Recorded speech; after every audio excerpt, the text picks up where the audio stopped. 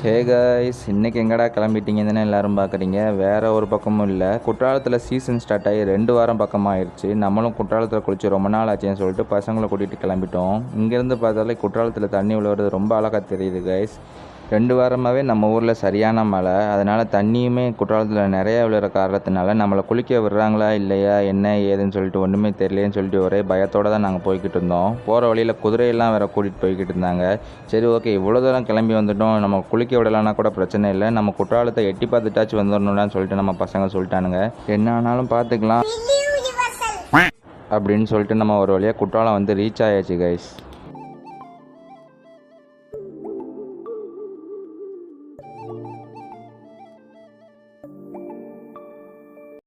சரி okay, slo-mo போட்டுட்டு பின்னாடி திரும்பி பார்த்தா அங்கே ஒரே கூட்டம். என்னடான்னு பார்த்தா நம்ம நியூஸ் சேனல்லேருந்து பேட்டி எடுத்துகிட்டு இருக்காங்க.